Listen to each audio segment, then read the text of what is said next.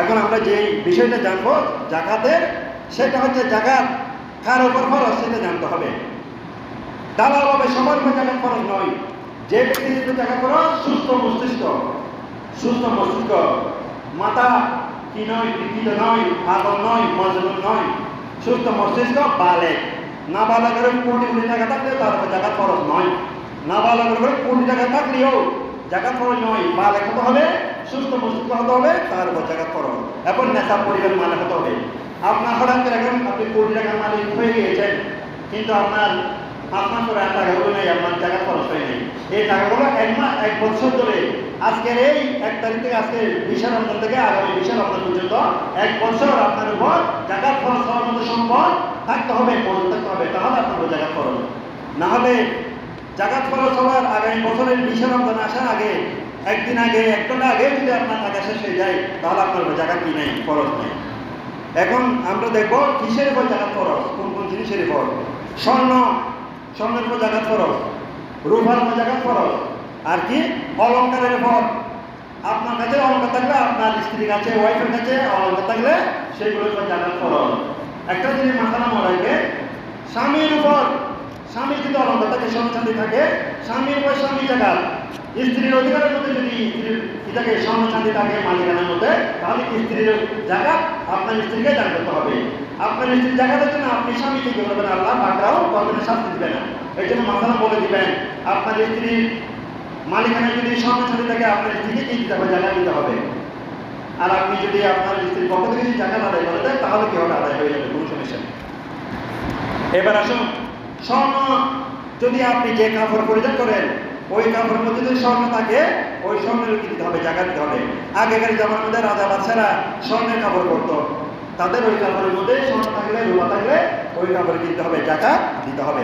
তবে হীরা, মণি, মুক্তা ব্যবসা পণ্য, যেগুলো ব্যবসা করার জন্য আপনি এনেছেন, ব্যবসা পণ্য, ওগুলো করে কিনে জাকাত খরচ নয়। কিন্তু যে ব্যবসা করার পর আপনি যে লাভ পাবেন, লভ্যাংশ, ওই লভ্যাংশের উপর যদি টাকা যেগুলো আপনি জমা করেছেন, এগুলো যদি 1 বছর জমা থাকে, আপনার জাকাত খরচ হয়ে গেছে। এবার আসুন, মৌলিক প্রয়োজন, আপনার যাবতীয় খরচ, আপনার স্ত্রীর খরচ, আপনার খরচ, ছেলের খরচ, মেয়ের খরচ, আপনার সন্তানের স্কুলের খরচ, এগুলো বাদ দিয়ে আপনার যে সম্পদগুলো টাকা পয়সাগুলো থাকবে, এগুলো যদি 1 বছর জমা থাকে এবং এগুলো যদি জাকাতের নেশাব হয়, আপনার জাকাত খরচ। কিন্তু আপনার যে প্রয়োজন, আপনার 1 কোটি টাকা আছে রয়েছে, ঠিক আছে, কিন্তু আপনার 5 মাসের মধ্যে, 6 মাসের মধ্যে আপনার 1 কোটি টাকা খরচ হয়ে যায়, ওই 1 কোটি টাকার উপর কি হবে না, জাকাত খরচ হবে না। কি জন্য? আপনার তো প্রয়োজনের মধ্যে লাগতেছে এগুলা, আপনি তো খরচ করতে হবে এগুলো আপনার প্রয়োজনে। প্রয়োজন ছাড়া যদি বাকি থাকে, সেগুলোর উপর জাকাত খরচ।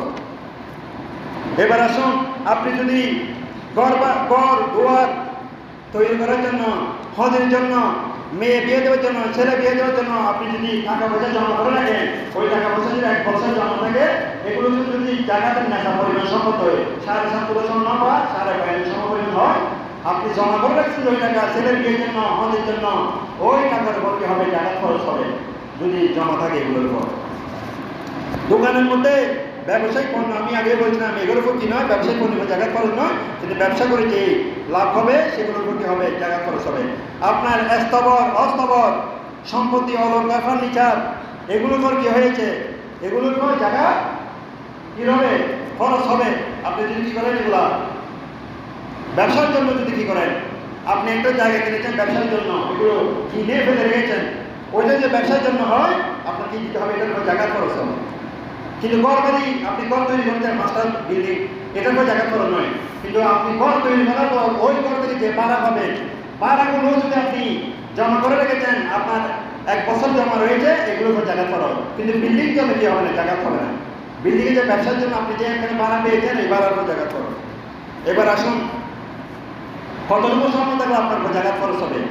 আগেও বলেছিলাম 7.5 তোলা স্বর্ণ অথবা 52 তোলা, 7.5 তোলার বেশি হলেও জাকাত খরচ, ওই পরিমাণ বা ওর থেকে বেশি, 52 তোলা পরিমাণ বা তার থেকে বেশি হলেও আপনার উপর জাকাত খরচ।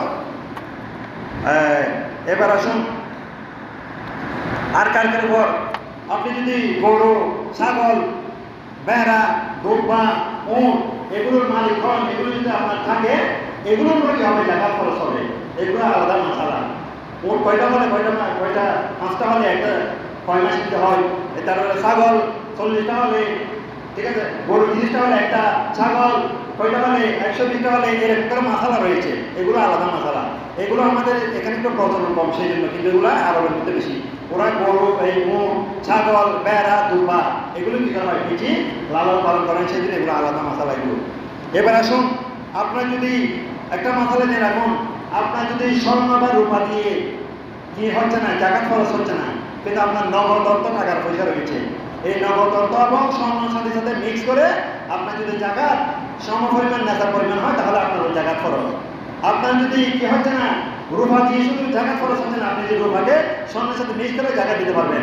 আপনি শুধু টাকা রয়েছে, টাকা দিয়ে কি হচ্ছে, জাকাত খরচ হচ্ছে না, কিন্তু আপনার স্বর্ণ রয়েছে, ওই টাকাকে স্বর্ণের সাথে মিক্স করে আপনি নেশার পরিমাণ মাল করে আপনি কি করতে পারবেন, জাকাত দিতে পারবেন। উচ্চারণ কি বলুন, আলহামদুলিল্লাহ। সম্মানিত হাজিরিন, এবার আমরা জানবো যে কারো উপর মোহরানা রয়েছে, মোহরানা আছে না, আমরা যারা বিবাহিত অনেক উপর মোহর রয়েছে।